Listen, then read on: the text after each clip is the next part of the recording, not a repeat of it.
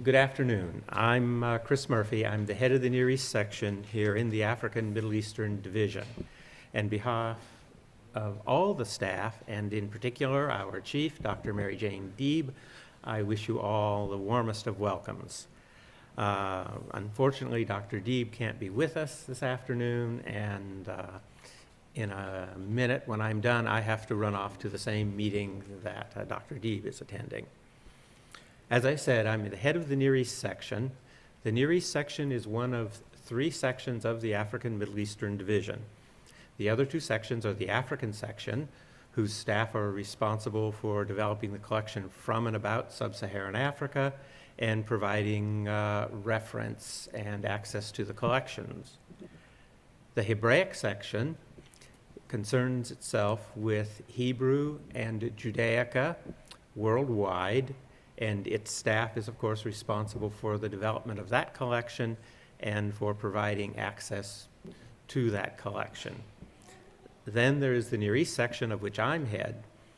The Near East section covers, in its responsibilities, all of the Arab countries, Turkey and Turkic Central Asia, the countries of the Caucasus, Iran and Afghanistan, as well as the Muslims in Western China, Russia, and the Balkans. Or in a more succinct way, our area of responsibility runs from Casablanca in the west to Kashgar in the east, from Khartoum in the south to Kazan in the north. And as with the other two sections, the staff of the Near East section is responsible for developing the collection from and about the countries in each of their areas of responsibility, and for assisting readers and helping with access to the collections. Now, the Near East section itself is custodial, and by that means we hold materials here, and in particular, we hold materials in the local language collections. So of a total collection of about 480,000 volumes, about half are in Arabic. There are 75 to 80,000 each in Persian and Turkish, Ottoman Turkish. And then there are some 36 other languages. Probably of those, the most numerous number of volumes are in Armenian, the collection of which is now bumping up against 40,000 volumes. And as I said, the staff provides access to the collections. And part of that creating of access is also outreach. And these noontime lectures that we hold are part of the outreach, in which members of the staff discover, importune, otherwise get individuals, often who have worked in our reading room doing research, to present about their research and about their books. And in a moment, I'm going to ask Dr. Muhammad Salhi, one of the Arab world specialists, to come up and speak about today's speaker. But today's lecture, like so many others, is another way of giving the public access, to the collections and to what we do here. So without further ado, I'd ask Muhammad to come forward.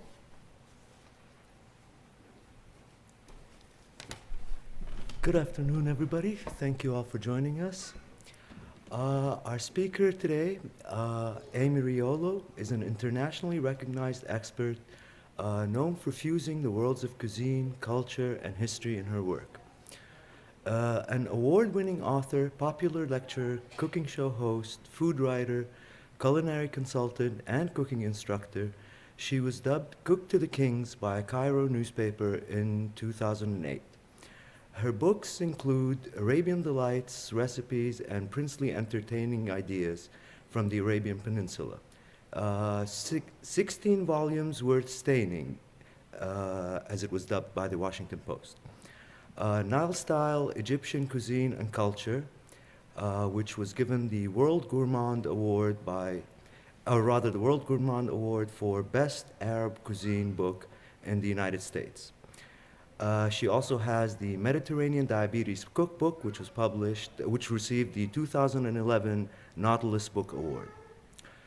A note to the audience, this event is being videotaped. for subsequent broadcast on the library's website and other media. The audience is encouraged to offer comments and raise questions during the formal question and answer period, but please be advised that your voice and image may be recorded and later broadcast as part of this event. By participating in the question and answer period, you are consenting to the library's possible reproduction and transmission of your remarks. Also, I would like to mention that there's going to be a book signing after the event, and I'm sure our speaker would be happy to sign the books for you. Without further ado, Amy Riolo.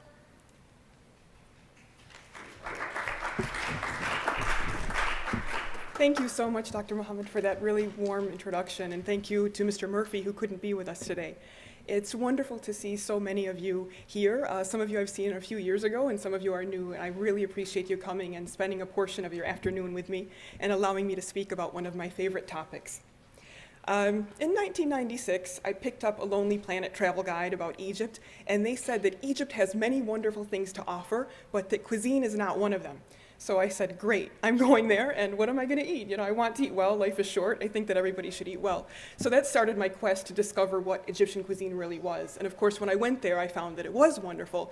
But more than that, I found that there were ties between the anthropology that's involved in cuisine and the history, and that with the Mediterranean and the world at large. So that became one of my missions, is to study and record these things, and many of them are located in the book, and we're gonna talk about them today. So what I hope out of today's lecture is that we'll be able to define Egyptian cuisine and discuss how it's unique. I also would like for everybody to experience a little bit about the history and the culture. And we're going to discuss some exciting new discoveries, what are called cultural periods of understanding Egyptian history. These are the periods in ancient Egyptian history as they're defined today. On the left, we have the current method, and that's the way that they've been pretty much for the last year since Napoleon. They've really been divided into these types of categories, starting with the early dynastic period in 3150 before the Common Era, all the way through Romans and the Christianity. But recently, what we've started looking at is the pre-dynastic era, which is 5500 before the Common Era, and also an era which is called the dawn of Egyptian art, and that's 4400 to 2649 before the Common Era. And these two areas are of extreme interest to me because for the first time what we're seeing is people dissecting and understanding and researching history not from periods of fighting and war or periods of who was ruling when, but actual in terms of cultural similarities, and we're calling these cultural periods. And this was from an exhibit that they had at the Metropolitan Museum of Art last year called The Dawn of Egyptian Art that I found so fascinating. So for example, here we have the Badarian period starting in 4400 before the Common Era and going to 3800. Instead of saying, you know, this was the war when the Nubians fought the Egyptians or Kush was fighting the Persians, we have cultural markers. Wheat and barley are farmed, but people were made semi-transient. They herd domesticated animals, and they talk about the different types of cultural similarities that were going on for centuries. And this is really a beautiful way of studying culture and history and cuisine. So be on the lookout for more of this as we go forward. Now, Egyptian cuisine was influenced by about 19 different cultures, and in turn, Egyptian cuisine itself has influenced Lebanese, Sudanese, Arabian, French, Italian, Indian, Spanish, and American cuisine. This over on the left is a picture of the Temple of Karnak in Luxor. How many of you have been to Karnak before? I know Dr. Todras has. Anyone else? Oh, that's great. Okay, so you can see some similarities here. I'll try to use the cursor. Over in this area where you see the reflecting pool, and then you see some of this obelisk over here, there's no mistake or no coincidence that they resemble a lot of what we see on the National Mall. The architectural influences were definitely coming from ancient Egypt at that time. One of the reasons why the ancient Egyptian empire was so important was because of the Nile. The Nile was the highway of ancient Egypt, and this was the era where goods were transported. The Nile was actually worshipped, and there was a god who was sacred named Hapi. He was the god of the Nile. The Nile flooded twice a year, so it provided natural irrigation to give Egypt a lot of sustenance and a lot of crops. And the wealth that the ancient Egyptian empire had was all based on this agriculture because food at the time was exchanged as currency. So unlike the Romans and the Yemenis and many different people in antiquity who had to develop aqueducts, the Egyptians already had, thanks to Mother Nature, this natural system provided to them. And the Nile led into really important trading centers into the Middle East, into Africa, and with Europe. So it was really located at the perfect place to set up this wonderful empire. What we're looking at here are some wooden model boats that were found in tombs in kingdoms. They were important parts of funerary cults. So a lot of people, when they were buried in ancient Egypt, they were buried with things that would make their life better in the afterlife. And by putting these trading ships in the funerary centers, that meant that they would have trade and prosperity and commerce in the afterlife as well. Here are some photos from ancient Egypt, again from on the left Luxor Temple and on the right Karnak. You can see the magnitude that this type of crops and agriculture that was going on in Egypt at the time led to. These were such amazing places in magnitude. What we have in Luxor right now is only about 30 to 40% of what was originally there because a lot of it was destroyed and a lot of it hasn't been discovered yet. But for any of you who have been and seen Valley of the Kings and Valley of the Queens and Karnak and Luxor Temple, you have just a little bit of an idea of the wealth that was there at that time. This is an example of the ancient Egyptian empire, and we see in modern terms, this is modern day Egypt with all of its ancient names. Then we go up through the Levant and Phoenicia, which is modern day Israel and Lebanon and Syria, and we go up this area all the way into Babylonia. So we can see exactly how wide the ancient Egyptian empire was. Lentils were worth their weight in gold in antiquity. In a lot of Mediterranean cultures, there's a tradition of eating lentils on New Year's because they promote prosperity. And erroneously, a lot of cookbook authors and people who like to talk about food or culture say that this is because the lentils look like coins. But it's not just because they look like coins, it's because they actually were coins in antiquity. So it's hard to think about ingredients that we eat every day and enjoy and take for granted that are really cheap, like lentils and salt and pepper, to think how important they were. You couldn't have a community or an empire if you didn't have these type of things in antiquity. Spices were also very, very important, and spices were very rare. Now, just to give you an idea, this is 3,000 years before the Roman Empire, when in ancient Egypt they're using spices very, very heavily. The Romans were using them more in terms of the emperors and the royalty, but in ancient Egypt at the time they were actually even used by commoners, not in the same amounts, but they were available and accessible. The spices were used in embalming. In 3000 before the Common Era. There was also black pepper that was found in Ramses II's tomb. And why is black pepper significant? Well, the only place it was coming from at the time is what is modern-day China. So that proved that the ancient Egyptians had trade relations with China very, very early on. Hatshepsut, who is the one and only female pharaoh, also coming from Luxor, imported spices from the area of Punt in 1500 before the Common Era. Now, Punt is what is modern day, sometimes referred to as the area of Ethiopia and Yemen and Djibouti and this type of period. And we know this for sure because if you go to her temple in Luxor, there's a little tree where they have frankincense, and it was saying that this tree came from Punt and that Hatshepsut brought it from there. She was doing an enormous amount of trade. And her actual foreign policy is something that really deserves being studied as well. She was a very effective leader. By 80 before the Common Era in Alexandria, in northern Egypt on the Mediterranean port, this was such an important area that it became the most important trading port on the Mediterranean, and it had an entrance to the city known as Pepper Gate. Crops in antiquity, some of the things that were growing in ancient Egypt were fulmadamus, which is a variety of fava bean. Favas are actually the world's oldest agricultural crop. Date palms were also growing for 5,000 years. Peas, lettuce, beans, cucumbers, and grapes, and a lot of things that we enjoy today were also very, very abundant in ancient Egypt. Because of the abundance and because of the wealth, there was a lot of innovations in cuisine. And we know this because archaeologists actually find remnants of different types of foods and different types of ingredients in the tombs when they do their excavations. We can look back to the first dynasty, which was about 2700 and even before that to 3200 before the Common Era, and we find ancient forms of feta cheese in tombs. And this is very important to do this type of research because in Egypt, unfortunately, the Middle East and Africa, they don't really have laws protecting their culinary products like the European Union does. But feta cheese now can only be called feta if it's done so by the Greek government. But as we see, we have evidence that Egypt had it in 3200 BC. Also, many other countries had it. In the Levant, they had it. In Palestine, they had it. In Bulgaria. So many, many countries had varieties of feta. And then we see tomb scenes like this one here, where bread and different types of pastries were being baked and shaped in mass quantities. This is important because wheat was very scarce in much of the world, but not in North Africa. It was very, very plentiful. So we know that they had a lot of wheat, and we know that they had the sophistication and the technology, not just to make any old loaves, but many, many different types of bread.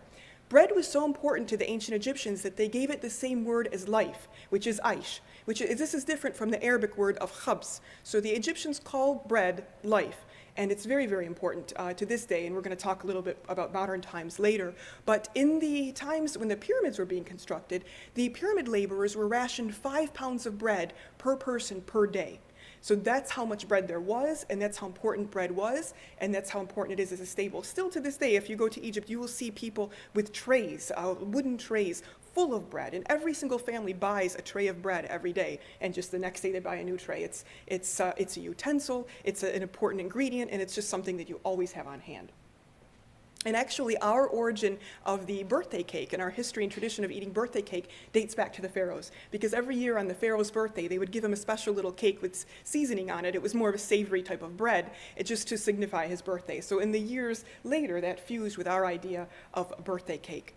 Now, salt was also very important in antiquity because if you didn't have access to salt, you really couldn't have a very sophisticated society. It was a currency, but also important for a seasoning and important for health reasons. So people had to develop, if they didn't live in an area where they could cultivate their own salt or harvest it, they would have to have good relations with people who could. And the ancient Egyptians set up trading routes with the Phoenicians, who went all around the Mediterranean as early as 2800 before the Common Era to import salt. And a lot of times they imported salted fish.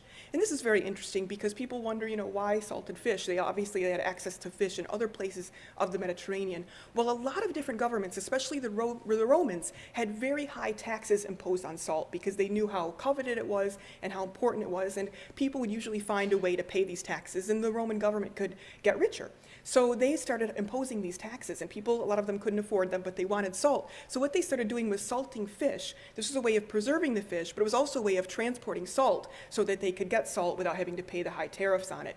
And these recipes for salted fish became so important that all around the Mediterranean to this day, whether you're in southern Italy or southern Greece, there's specific recipes that use salted fish, anchovies, or sardines in them that wouldn't be the same without them. And even now that there are no taxes, people still prefer to flavor with this type of condiment in modern times.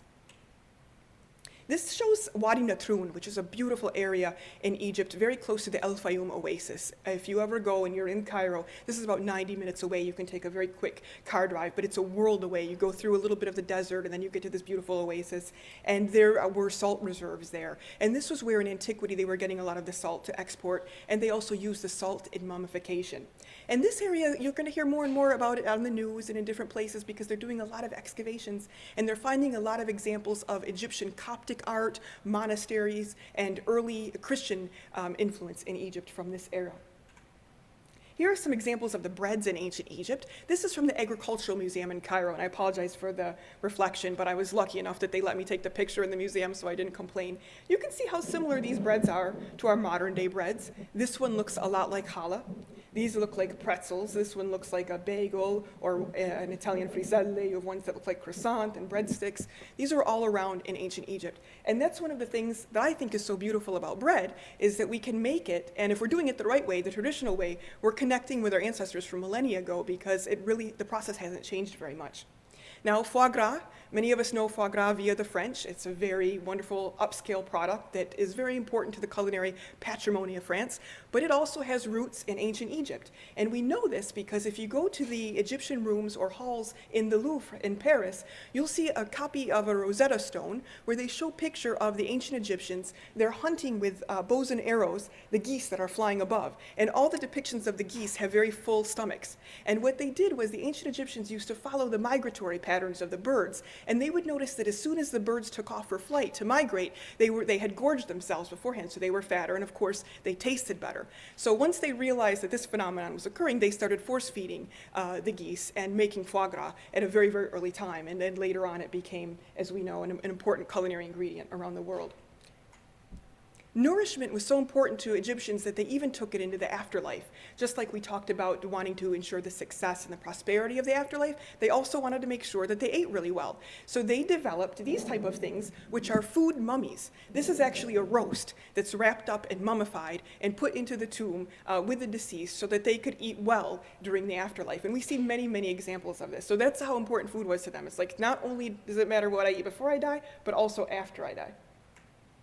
And we can't talk about ancient Egypt or the Egyptian culture at all without mentioning the Nubians. Nubians are indigenous to southern Egypt and what is also modern-day northern Sudan. They have their own language and their own culture, and they had 27 different kings who collectively ruled Egypt for a period of about 100 years in antiquity. These are some examples of Nubian foods that are now popular, many of them throughout the world. These are some Nubian spices, which we'll talk more about later. Here we have dried hibiscus leaves. Also dried okra is very common to the Nubian community. Dried dates. This is the juice that comes from the hibiscus leaves, or karkadeh as it's called. And this is some Nubian bread. As people get dispersed around the world, and a lot of people from the Middle East are emigrating, as Nubians emigrate, we find that a lot of them are already having difficulty maintaining Arabic culture and Egyptian culture. So a lot of the Nubian things are being lost. So it's really important that we can pay attention and study and research this, because this is a very rich part of Egyptian culture, and many of the innovations that were taking place in Nubia predated the Arab conquest. We also can mention the Bedouins when we look into any part of the Middle East, but especially ancient Egypt. The Bedouins are really important because they were kind of key holders of the Arab culture as they traveled around, and they were nomadic. They relied on staples like rice and dates and mutton and dairy. And they also kind of set the precursor and the common denominator for culinary etiquette and how you treated people when they were your guests.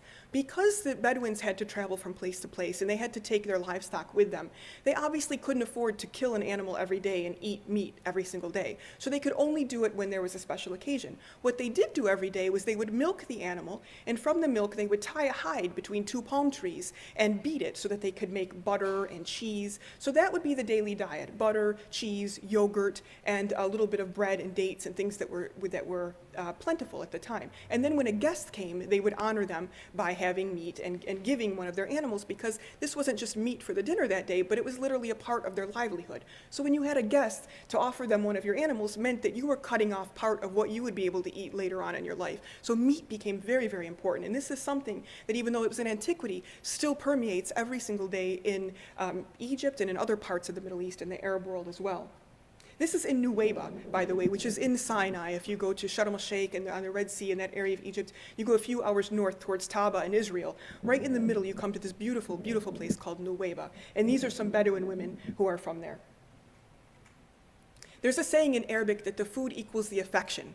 And this is also part of the Bedouin culture and the Bedouin tradition, that when you have a guest, you offer as much as possible, because as much as you offer, that shows how much you care for the person. The Jewish community was very prominent and very important in antiquity and also in various parts in Egyptian history. Starting in antiquity, the first synagogue ever was in what is modern-day Aswan. It was actually burnt by the Romans, but it was the first synagogue. And there was also a very important Jewish community in Cairo that in the 12th century had about 80,000 members, and they had their own area called Harat al-Yahud, which was a square in Cairo. And we can trace, and I have many recipes in the book and holidays that we talk about the different types of things that were eaten for these holidays and how there were collaborations between the Egyptian community and the Jewish community. There were even Jewish pashas at different times. Maimonides was actually the physician to Salahuddin, or Saladin as he is known in English. This is a soup called Jew's mallow, and it comes from a bitter herb that's very similar to arugula. And this was the original bitter herb that was on the Seder plates. It wasn't horseradish. It was this leaf called melocheia, because it grew very plentiful in ancient Egypt. It became one of the most important dishes in the 10th century, because when the caliph from Tunisia, who was coming to take over and claim Cairo, his name was Al-Muizzeddin Allah.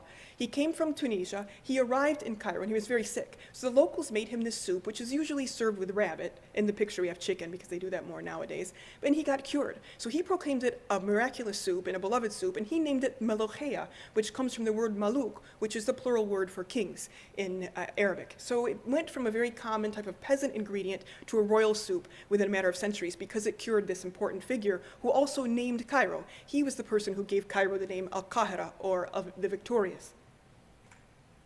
And then we also see that the Jews adapted this idea of carrying nourishment into afterlife, and they fused it in with their own Judaic traditions. So here, I apologize, this is a fuzzy picture, also from the Agriculture Museum. It's a mortuary offering bread from the Jewish community in ancient Egypt.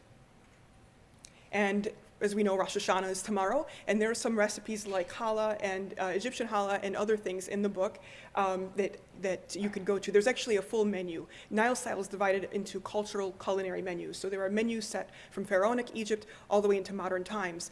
We talk about the history of each event, and then we talk about the recipes of them. And this is the Ben Ezra Synagogue, which is in Cairo, which was actually built on top of the place where it was believed that Moses was found in the basket as a baby. So you can go to that and see it's a beautiful place in Old Cairo. Then there was Persian influence in Cairo in the 6th century before the Common Era. And as I mentioned before, when the Persians came in, they set up shop in Luxor, and they destroyed a lot of the temples, and a lot of things were there. But one of the things that they left behind was the sugar crop. And sugar became one of the most important agricultural crops in Egypt from antiquity until nowadays. Now we're talking about 525 BC. So this is very, very early on. In comparison, the French and a lot of people in Europe did not have sugar readily available until the 1600s and the 1700s. And when they had it available, it was sold in the apothecaries, and they would give a teaspoon to people who were lethargic or were sick, or they didn't know exactly how to treat them, so they'd give them a teaspoon of sugar. It was very, very expensive. So here you have the regular everyday Egyptian peasant enjoying sugar in antiquity, but in Europe they're not enjoying it until millennia later. Food was viewed as a medicine prior to 523, before the Common Era. And we have evidence of a lot of ancient Egyptian medical texts. And what we can find from them is that they had developed specific ways of examination, diagnosis, prognoses, simple non-invasive surgeries, and also bone settings in antiquity. And one of the unique things is that 67% of the ancient Egyptian remedies were proved to be true in the 1973 British Pharmaceutical Codex. So people say, you know, okay, well, what about, that was only 67%, what about the other 33? And I say, well, it's not that those were not proven to be not true. Perhaps we just haven't discovered them yet. So we can look to see a lot of medical advances still are being discovered from ancient cultures.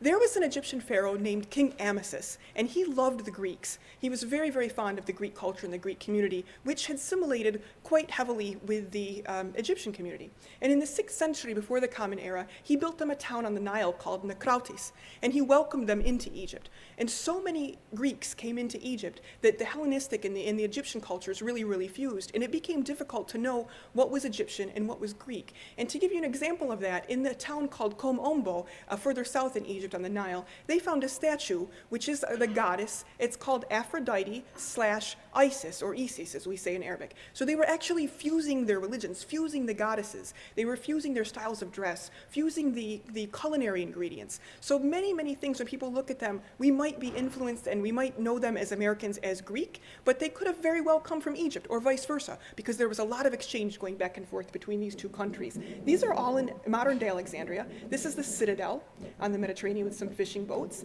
and this is the port of the Mediterranean, and this is the Alexandria Library, which is built on the same place that the ancient library was built. Then we have the founding of Alexandria in 332 before the Common Era by Alexander the Great. Now, Alexander the Great never actually set foot on the soil of Alexandria, but he founded it from afar on the island of Pharos. And so again, the Greek influence grew and continued to stay strong in Alexandria. This dish on the right is what we know as moussaka, which is a Greek eggplant dish that has layered with eggplant and bechamel sauce and meat and things like that, and tomatoes. And a lot of times in the Mediterranean, there's this kind of fight of who had moussaka first, because in the Arab world, moussaka is known as msa'a, and it was made with eggplant and meat and pomegranate molasses and other things long before the tomatoes and things like that came from the New World. And also, it was the Arabs who introduced the eggplant to Europe. So probably the origins of the dish are definitely Arabic and Central Asian, but over the years, it got introduced. It became a very important part of the Greek culture and of other cultures as well. Here we have a photo of the Silk Road, which goes back to 206 before the Common Era. And we can see the main Silk Road, which is this golden area here.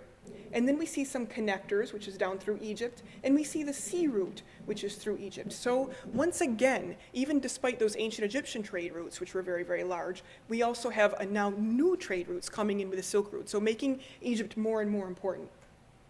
Then we have the Roman occupation in the 1st century. Now, the Romans came to Egypt not like the Greeks to assimilate and to learn and to really fuse, but to occupy. They wanted the wheat and they wanted the grain, and they wanted access to the trade routes, because with the wheat and the grain, they could supply sustenance and wealth to the entire Roman Empire, which at the time spanned all the way what is to modern day Great Britain. So it was very, very wide. We have examples of the Egyptian recipes in Rome, thanks to this gentleman down here, who was a Roman philosopher named Apicius. Has anybody heard of him before? He's very, very important, and he's known to be the father of all gourmands. And the reason for this is because he was a poor writer, but he loved food so much that he actually he had the palate of an emperor, and he went bankrupt because he couldn't afford to eat as well as he liked, so he actually committed suicide. So we say that he did the ultimate sacrifice for food, which was he killed himself. But he wrote the first Western cookbook called De Re Culinaria in Latin, or On Cooking in English. It's translated into many languages. You can get it and read it. And in this wonderful cookbook, we can see how people ate all around North Africa, not only in Egypt or in Rome, and what kind of the styles of the days were, what spices they had access to. One of the things that Apicius mentioned is the bread from Alexandria. He was really in love with the bread from Alexandria, and he mentions these prawns or shrimp, which the Roman emperors used to send fleets to the coast of North Africa to bring them back. And still today in Italy, there's a lot of studying of marine biology and the way that the fish are migrating and that the seafood is migrating, and people pay close attention to get the best fish at the best time. This was actually something that started with the Romans. The Romans and the Greeks also coveted Egyptian wine, which is really fascinating, not just the fact that Egyptians had great wine, but the fact that it was being grown in what is now the Western Desert. So 5,000 years ago, this area that is completely desert now was very, very lush and very fertile, so much so that the Greeks and Romans preferred its wine to their own wine. We know a lot about ancient Egypt and what was going on in that type of Greco-Roman era because of Cleopatra. During her relationship with Mark Antony, she led such a fragrant lifestyle that they called themselves the inimitable livers, and they wanted to really set the standard of what high living was. She had her palace tables decked out in gold and silver. She used a lot of tortoiseshell and glassware, and she had pools that were kept full of fresh lotus flowers. And of course, many of you have seen lotus before. You know that they're very beautiful. But this was also very symbolic because as you think of where Cleopatra was geographically, she was in northern Egypt. And the lotus was the symbol of power and the flag and the emblem of ancient Egypt. So by having pools full of this flower, it reminded everybody around that she didn't just rule northern Egypt, but also southern Egypt, and exactly how the extent of her power and her role as connecting these two parts of the nation. Her dinners would consist of things like oysters and wild boar, roasted fish, peacocks, flamingos, seafood, and quails. She also had a lot of pastries, which probably, as you would imagine, had figs and dates and honey, nuts, and berries, and things like that. But she was also known to use sugar quite extensively. And in Nile style, I also have a recipe that was translated from hieroglyphs, which are called Cleopatra's Kisses. And what they are they're a half walnut that are filled with a sugar marzipan. And she was said to have fed these to Mark Antony. So if you look at that recipe and you create it at home, you can reenact that whole scene in the privacy of your own home. Walnuts were believed to be very important for mental power and intelligence in antiquity. And it sounds kind of like, a wives' tale. But it's been proven that the fatty acid in walnuts are really good for brain power nowadays too. So there was some truth to that. Now, architecture was also an area of study at the time. And the Romans really wanted to emulate a lot of what they were seeing in ancient Egypt. So you see the Temple of Edfu, which is on the left, which was the Temple of Horus in the 3rd century before the Common Era. And then on the right, you see a 1st century villa in Italy. And this is the town of Pozzuoli. And you can see the similarities between Edfu and this villa, which was one of the emperor's villas. Now, has anybody ever heard of Pozzuoli before in Italy? Pozzuoli is where Sophia Loren is from. So we can see first century before the Common Era, the Romans, and the type of things that they were borrowing from the Egyptians. Now, the Romans also introduced Christianity into Egypt, and this was very important because this was the first century before the Common Era, but then in the 4th century, the churches split, and they were divided between East and West. When they were divided, Egypt became Egyptian Orthodox or Coptic Christians, which followed a slightly different calendar from the Roman Catholics. And part of their religion was to fast, and there were a certain amount of fast days on the calendar, and fast doesn't mean not eating at all. What it meant was being a vegan. So no meat, no fish, no dairy during this time of the year. And there were usually about 55 days in Lent. Then there were other days before Christmas for different feasts of different saints or the Virgin Mary, where the Coptic community still to this day hold these type of fasts where they're vegans. Now, I mentioned to you before the Bedouins and the importance of meat and how much Egyptians love meat and why this is an important part of the culture. So imagine you come from this meat-loving culture and all of a sudden you join a religion which pretty much a third of your year tells you have to be a vegan. It's really, really hard, and it's a big sacrifice. So what the Egyptians did and what the Syrians did and the Armenians and Greeks and a lot of people who are Ethiopians, part of that Eastern Orthodox religion, was they developed really wonderful fasting recipes that are vegan recipes. So if any of you are vegan, I really recommend that you look towards these communities because you're going to find the most flavorful recipes out there. They're not like recipes that are just using substitutes for meat. There are recipes that really can stand up to meat and taste great. And one of them is over here. This is tamea, or the Egyptian fava falafel. Many of you know falafel in the Levant or in other areas of the Middle East are made with chickpeas, but in Egypt they make them with dried split favas. They're absolutely wonderful. They have lots of spice in them and herbs, and this was one of the things that the Egyptian Coptic community developed as a replacement for meat, and they're available everywhere and very delicious. There's a recipe in Nile style. Here we have some vegetable kebabs, and here we have a dish called fatir, which a lot of people believe that fatir was the original pizza, but it's kind of an injustice to call it pizza because it's very rich. It's almost like a homemade puff pastry that you make and layer with layers of clarified butter one after the other and then bake. And if any of you are interested in this recipe, on my YouTube channel, which you have access to on the program note, there's actually a series called Delicious Destinations Luxor, where I went to Luxor and worked with a chef and we reenacted the original ancient fatir recipe. So you can watch that. Then Islam came in the 7th century, and Islam was revealed to the Prophet Muhammad in Mecca, and then the 4 rightly guided caliphs dispersed the religion into the rest of the Arab world and the Middle East. The caliphates are very, very important because as we study history and as we study culture and cuisine, many people say, this is Syrian, this is Lebanese, this is Egyptian, but really it isn't. It might be Umayyad, it might be Abbasid, it might be Fatimid. So as we learn these caliphates, we can more accurately identify which time period and which place things came from because we didn't have the same nationalistic borders back then that we do now. So the Umayyads were from 661 to 750, Abbasids were from 750 to 1258, then we have the Spanish Umayyads, which kind of overlapped the two, 756 to 1031, the Aghlabids from 800 to 909, Fatimids from 909 to 1171, and the Ayyubids from 1169 to 1260. Now, the Umayyads were very, very important. They were based in Syria, but this was the caliphate which really promoted city dwelling. So we don't think about that nowadays. We think about these great, cities in the Middle East like Cairo and like Damascus, and we think that they were always there, but they weren't. The Umayyads had a big role in developing cosmopolitanism and making cities important trade centers. They introduced Islamic art and architecture and also palatial cuisine. Here are some Umayyad influences in Cairo. We see some spices on the left, and then we see the Khana Khalili spice market. Now, Khana Khalili Bazaar was not built until the 14th century, but it was built because of the trade that started being promoted by the Umayyads 7 centuries earlier. The spices, as I mentioned, really, really did build an empire. And just like the agricultural crops gave the wealth in antiquity, by this time period, it was the spices and the fact that the Umayyads controlled the spice trade, which made this empire so wealthy.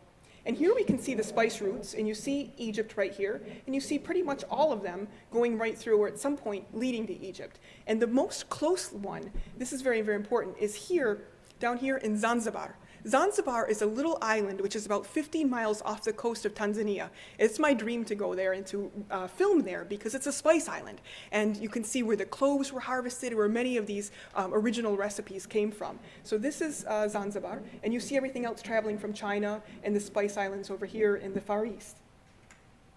Now, the Abbasids came in 750 to 1258. This caliphate was known to create what we call the golden era of Islamic civilization. They had a lot of wealth and a lot of power. They guaranteed free education to all of the classes, even the military, which was unheard of at that time. They had free public schools. They had a lot of wonderful kind of public services, and it really created this wonderful community. We see that the expansion here, based in Baghdad, this map is in Arabic, so a lot of the names, like Masr, that's the Arabic name for Egypt, Afrikaya, which was the area that is modern-day Algeria, Libya, Tunisia, Maghreb, which is Morocco, and Al-Andalus, which is, of course, Andalusia or southern Spain. Baghdad was the center of empirical life, and the Baghdadis took their cuisine and a lot of their influence from the Persians, which were located, of course, very close. So we see a lot of kind of sweet and sour things and a lot of cooking applications and a lot of palatial court cuisine that the Persians had already used being adapted into Baghdad. And there are still 13 medieval Arabic cookbooks from this caliphate that are available that we can look at today in the world. And many of them are available here at the Library of Congress. Then we can't talk about the cuisine of Egypt or its expansion into the world without talking about Abdul Rahman, who was a Muslim prince in southern Spain. And he was the first in a line of his successors who also bore his name. But he was very important because he was exiled from Syria over into southern Spain. And he all of a sudden had to populate southern Spain, and he had to make it rival the court cuisine that was going on in Baghdad, because Baghdad was kind of like modern-day Dubai, and Spain was like the Wild West. They had nothing. So he wanted to do everything in his power to make it stand up to Baghdad. So what he did was he hired this gentleman, who was a sort of court servant from the courts of Baghdad. His name was Abu Hassan, but he was known by the name Ziryab, which meant blackbird. And that's because his voice had a very beautiful sound to it, so like a blackbird, so they called him Ziryab. He was very, very important in all types of the daily living arts: music, cuisine, fashion, art, architecture, gardening, and botany. He knew a lot about pretty much everything that there was to know. And what he did was he imported rice, spices, okra, and hibiscus from Egypt all the way into southern Spain. So he left Baghdad, he traveled through North Africa, picked up these ingredients from Egypt, and then brought them to southern Spain and introduced them to the court. And what happened over the years was the Spanish rice, the Egyptian rice, which is sometimes in English called Kelrose rice. You can get it at Whole Foods, or you can get it at the Middle Eastern stores where they call it Egyptian rice. This is like the grandfather or the predecessor to the bomba rice that they have in Spain, or the calasparra rice, and then later the arborio and the rices that they have in Italy. Very starchy short grain rice. It was planted in Spain, it did very well, as did the saffron. And what happens, all of a sudden, we have recipes like paella, which are based upon rice and saffron and things like this. This were originally introduced from Ziryab. He also introduced many, many songs, and this instrument, which is in English called the lute, or the oud in Arabic, and he opened the first flamenco school in southern Spain. He was also the person who said that men should have short hair and that we shouldn't wear white in winter. So many, many of our gardening ideas, of our fashion ideas, about the way of decor, we might think they're Victorian or coming from France or different places in Europe, but they're actually coming from Baghdad via Egypt and Muslim Spain in the 10th century, thanks to this gentleman. And there's a restaurant named for him in Paris called Ziryab. So here we see kabsa. This is a dish in Saudi Arabia, which is a rice type of a skillet that has chicken, and then it has some pine nuts or almonds and some raisins on top. I have that recipe in my Arabian Delights book. Then we see, very similarly, the arroz and paella all of a sudden appear in southern Spain with these ingredients that Ziryab introduced. And then risotto alla milanese, which also has a very similar, the derivative of the rice and the saffron that was brought thanks to Ziryab. The Fatimids were the next groups, which are very, very important, not only in Egypt, but in all of the Mediterranean. This was a North African Shiite dynasty that was based in Tunisia. And you can see this area here with all of this little checkerboard. That was their territory. And look right up here to Sicily, which is very key because the Fatimids claimed Sicily as their capital, Palermo, 50 years before they claimed Cairo. So that's how important Sicily was to them, and that's just how deep the Sicilians are rooted in Arab culture, that it shows this. Now, I love talking about the Fatimids because the Fatimids love to celebrate. And what they did in order to celebrate was whatever holiday it was, no matter whose religion it was, whether it was Jewish tradition or Christian or Islamic, was they would invite all the people, all the citizens of the society out into the street. They would set up lights all along the Nile or whatever Mediterranean body of water they had, and they would encourage everybody to celebrate. And one of the ways that they got them to celebrate was they reclaimed recipes from ancient times, especially sweet recipes, and introduced them to everybody. And these became known known as Fatimid sweets, or as sweets that were typical of that particular holiday. So that nowadays, when you go to Sicily or when you go to Cairo, you may find that the same sweet is being eaten for different holidays. On the Mulad al-Nabi, or the Prophet Muhammad's birthday in Cairo, they eat the same type of torrone or nougat that they eat for the feast of the Santa Rosalia in Sicily. And that's because of the Fatimid influence. And if it wasn't for the Fatimids, we probably wouldn't have these recipes anymore at all, because the early Christians and the early Muslims found that a lot of these traditions that predated the religions were paganistic, so they outlawed them. So by the Fatimids allowing a lot of these traditions again and allowing the recipes, people were able to enjoy them and the recipes lived. So here we see a little mention about the Mulids. Mulid is the name of it's a birth celebration that they have in Egypt, and they have them for specific religious figures that were revered. They could be Jewish figures. They have one for Abu al-Hasira in the town of Damanhur in the north, or they could be Christian. A lot of times they have them for the Virgin Mary, or the Muslims have them for the Prophet Muhammad or for other sheikhs. And here we see again some of the hazelnut nougat that would be one of the recipes. And this on the right is the Mosque of Al-Azhar, which is ironic because later Al-Azhar became known as the seat of Sunni Islam. So this was a Shiite group. And they named the mosque, they constructed it, and they named it Al-Azhar after the Prophet Muhammad's daughter, whose name was Fatima al-Azhara. So, and it's just ironic that later on it became the seat of Sunni Islam. So here we have another cookie called kak. Now these kak are ancient Egyptian cookies, which were falling out of fashion and again not being served during early Christian times and early Muslim times, that the Fatimids brought back and used them, and not just did they make them again, but they actually incorporated them as part of the Eid al-Fitr, which is the 3-day holiday after Ramadan. As Ramadan ends and people end their fasting and they go into the holiday period, one of the religious requirements is that they give something called zakat al-fitr, or a charity, because your fasting is not accepted unless you give charity. Once you give the charity, you're done, you can celebrate and go on and forward with your life. So what the Fatimids did was they took these ancient cookies and they stuffed them with gold coins and they distributed them to the poor. So now you have this cookie, which is all of a sudden reappearing on the scene that had been forgotten about for years, ancient, and you're giving it as a charity to poor people filled with coins. So you're fulfilling your religious duty, you're making a recipe which was from ancient times and making everybody happy. So the kak are still a really important part of Egyptian history and recipes, and Christians eat them at Christmas and Muslims eat them for the Eid al-Fitr. And of course they're not stuffed with gold coins, of course, anymore, but they are stuffed with a mixture called agameya, which is made with honey and it's gold, it's to replicate the coins, or with Turkish delight, which came later, or they're just served plain. Now in the 12th century were the Ayyubids, and many of you know this caliphate from Saladin, who was their most famous member, or Salahuddin as he's known in Arabic. But during the 12th century, during this era of the citadel, they were producing more than 12,000 tons of food per day. And Saladin's grandnephew actually wrote a cookbook which is entitled A Way to Express the Love of All Good Things. And he had a recipe in this cookbook for veal scallopini, Egyptian style, which were scallopini which were cut very, very thin, but they were not pounded, they were just smoked. And so this was a unique recipe that we can look back to the 13th century and trace to this time period. Cairo was so wealthy at this time that this is a quote that I found from a rabbi, which really, really tells the story. If we can't be there, we can't experience it, we see what goes on in modern days, this is a good way of understanding what was happening in the 15th century. We arrived in Cairo on Sunday, June 17th, 1481. If I were able to write about its wealth and its people, all of this book would not be sufficient. I swear that if I were able to put Rome, Venice, Milan, Padua, Florence, and 4 more cities together, they would not equal in wealth and in population half that of Cairo. So we can imagine what it must have been like for someone to come from Italy and say this in the 15th century, and to have 12,000 tons of food being prepared in one establishment. They had free hospitals for the needy, and they would invite the needy there to get cured, of course, for free, and they would not release them from the hospital unless they could eat an entire chicken in one sitting. So that's the kind of medical care that they had at that time. So then the Ottomans came onto the scene and they took over, again, because of the trade routes and because of the wealth and the central location of Egypt. And they introduced a lot of recipes into Egypt that were unique. We know the recipes that are specifically Ottoman because during the Ottoman Empire, in the Topkapı Palace in Istanbul, they actually would employ 1,000 chefs at a time. And each of those 1,000 chefs had 100 understudies.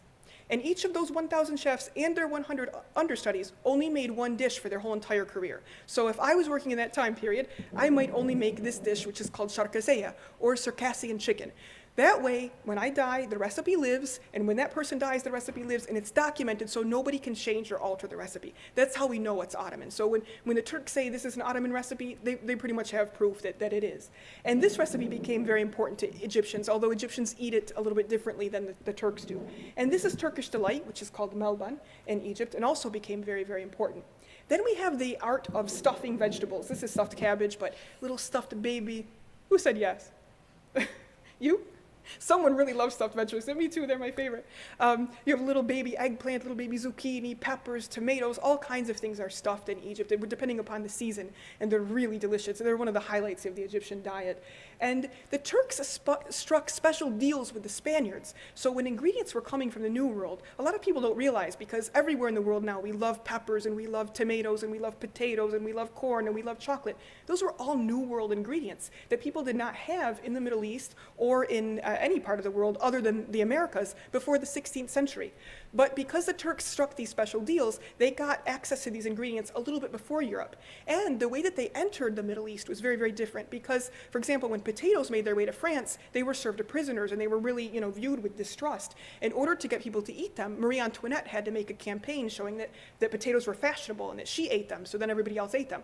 But because the Turks knew that they would be great ingredients and introduced them, and everybody in the Ottoman territories wanted to emulate the Turks, they were accepted right away, and they started using them in culinary ingredients right away. This is another example of Turkish influence in Egyptian culture, and that's the tanura.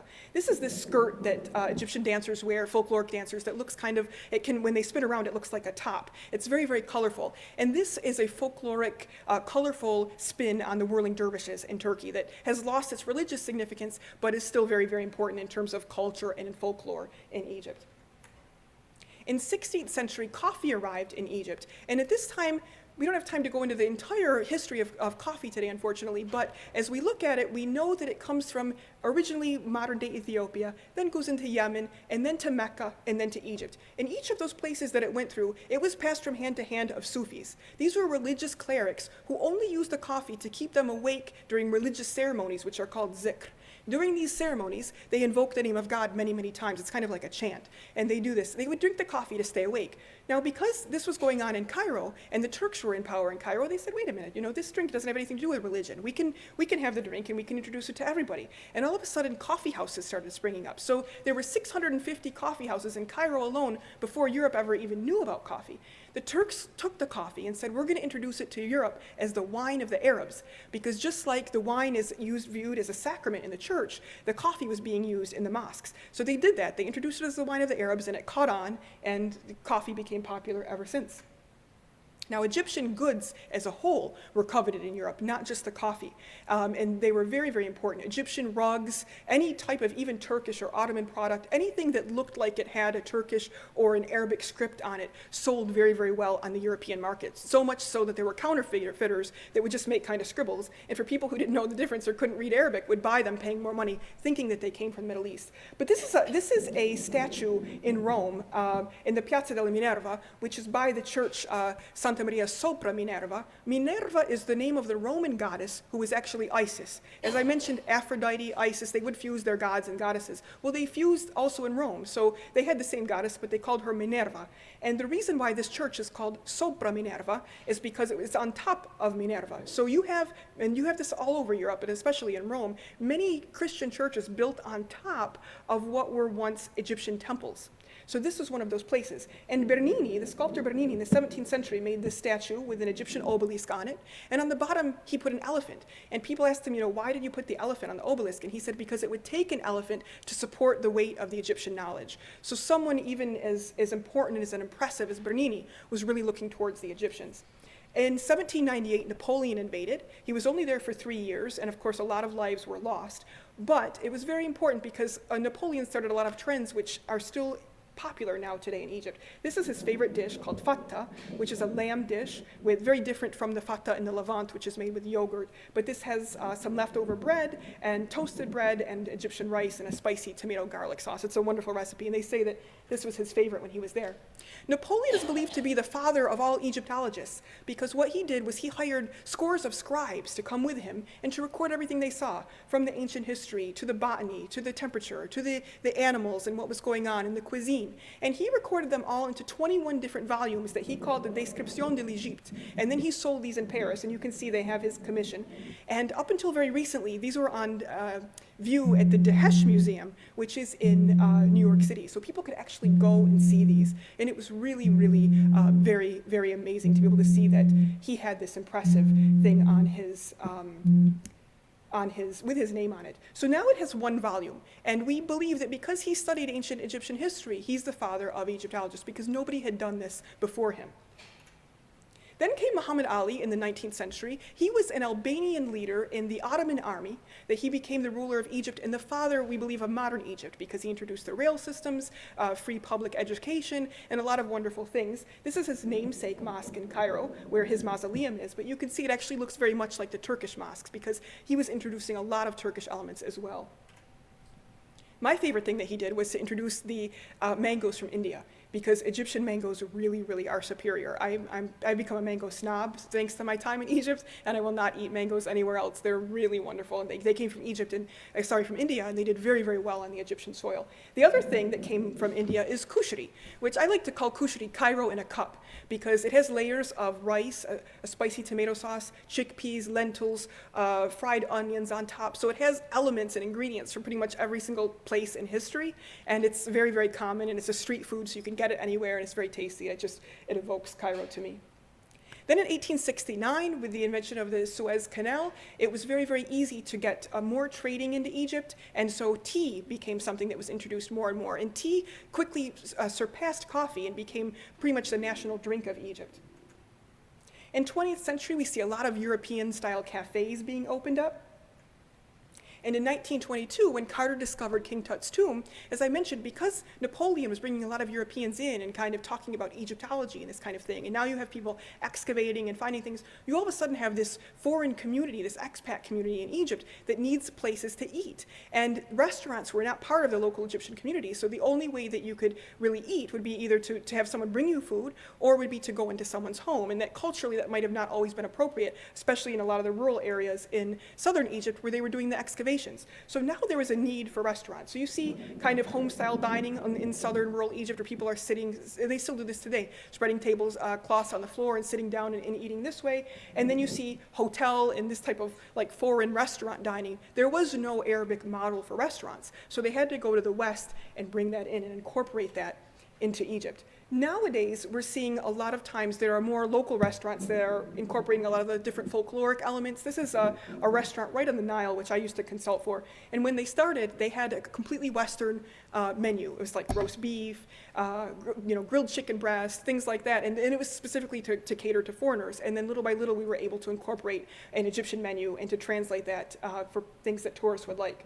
And this is a picture from making the fatir that I mentioned earlier in that video. So this is actually how it's made. You can go onto YouTube and check that out. In conclusion, here are a few modern dishes, again, with ancient Egyptian roots. We see the paella, the risotto alla milanese, biscotti, and birthday cake. And I'd just like to say a little bit about agriculture in Egypt. This is a quote that was said by an economist from Egypt's Agricultural Economics Research Institute. And he said, a country's agricultural sector is a vital characteristic of its strength, and that it symbolizes a nation's ability to sustain life. And we can look here and see where agriculture was in 2010, 20% of the Egyptian economy. Now, we talked about antiquity when it was pretty much 100% of the Egyptian economy, and we know how well they did then. Then we see the projected sector of 7.1 by 2030. So this is really an area of focus, and something that economists and people in the tourism industry and in the food industry and in the agricultural industry and politics really need to take into consideration as we move forward in Egypt, because as we can see, agriculture is really synonymous with success. And I was able to spend a lot of time in Egypt during the revolution and after the revolution. And I can see kind of this impact, and seeing all of these different wonderful examples of the agriculture that it has to offer and the systems that it has. I think it's very important that we preserve them as a whole, as well as the recipes and the cultural traditions, in order to move Egyptian cuisine and culture forward. Thank you all very much for coming.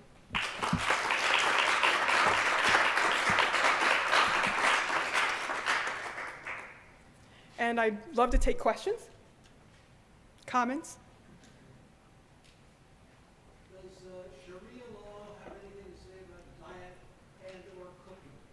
Oh, yes, great question. The question is, does Sharia law or Islamic law have anything to say about diet or cooking?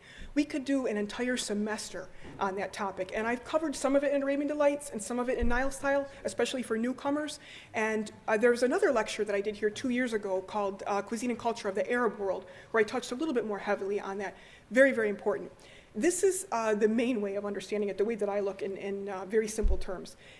Prior to the 7th century, there were a lot of natural ingredients and a lot of traditional medicinals that were being used. When Islam came into place, they kind of highlighted them because there were a lot of what is called hadith, or sayings of the Prophet Muhammad, that were revealed specifically to talk about ingredients like honey. There's another ingredient called habat al-baraka, which that means the blessed seed in Arabic, but in English we call it nigella seed or the black seed. Sometimes they call it black cumin, but that's not correct. So this seed, the Prophet Muhammad said, eat of this seed because in it there's a cure for everything except death. So to this day, you can go to a Middle Eastern supermarket and you'll find tonics made out of habat al-baraka, cough syrup, things like that. They do many things with it. And I was talking about this once at the University of Alexandria in Egypt, giving a lecture, and a doctor from Al-Azhar came up to me after. He said, Amy, please don't mention the habat al-baraka again. And I said, why? He said, because there are 21 different varieties. We don't know which one the Prophet was talking about, and people in the world are going to laugh at us if they don't get cured from illnesses, so just don't mention that to anybody. So that's one little example of one ingredient. But there are also examples like you should never lay down after you're eating, you should always sit while you're eating, you always eat with your right hand, you always wash your hands before you eat. So it's much more than just ingredients or health. It's spiritual satisfaction. It's the way you're grateful for food, and really, really beautiful traditions. There's, I believe, a book called I might get the name wrong, but it's similar to Natural Medicines of the Prophet that tells many of them, and you can get them online. There's an Islamic bookstore in Baltimore that's online, and you can find volumes written on this topic. It's very fascinating, and many of them have been proven to be true. Wonderful question. Yes? Thank you for a wonderful presentation, madam. I was moved to say Tislam Adeki. Allah khair, I shukran. hear a lot, actually, when someone cooks something and Uh-huh. they say something like Tislam Adeki, Uh-huh. thank your hands. Right. Have you ever run across that phrase, or do you know where it comes Of course, yeah. So the question is the phrase Tislam Adiki, or bless your hands. Whenever someone offers you something in Egypt, the usual response is to say, bless your hands. And even today when we were getting started, Dr. Muhammad gave me a glass of water, and I said to him, Tislam Adiki, because it's just something nice. If someone offers you something, you should bless their hands. And it's such a beautiful tradition. Once you get used to it, even if you can't say it because it doesn't make sense in a different culture, usually I think it because it's very, very beautiful. And this is born out of that culture because in a lot of ancient cultures, they appreciated food more than we do nowadays. So because food was part of hospitality, because food was part of culture, I would guess that this dated back to the Bedouins. Yes, wonderful comment. Any other questions? Yes? Oh, great question. I love to talk about that. What are the most common types of oils in Egypt? This is a big misnomer, and people just have no clue. So that's why I love to talk about it. Oils in terms of fats, there are many. The first one and the most important kind of historically would be what we call samna, or aged clarified butter, which in Indian and in America we know it as ghee. This is a very, very important fat. What they do is they take butter, they skim the fat off the top, they clarify it, then they pour it through cheesecloth, which removes all of the fat impurities and just leaves that pure, solid yellow butter. And then they age it. They close it in a jar, they leave it for like a month. This has a really deep flavor, so when you cook onions or meat or spices, it's very, very fragrant. And that would be a traditional thing that people would use, and many women, even today, housewives make it at home. Other than that, olive oil, because they have wonderful olives in Egypt, especially the Siwa Oasis. They do not get the world recognition that they deserve, but Egyptian olive oil, if you can get it, is very, very wonderful. That's one. Unfortunately, because of distribution ways, it's more common in Egypt to get an oil from another country than it is to get the one that comes right from Egypt. But hopefully that will be changing. On your list there, you have some different ways to stay in touch. On Facebook, I have a group called Nile Style Egyptian Cuisine and Culture. And 3 days ago, I talked about a chef colleague of mine who's the head of the Luxor Chef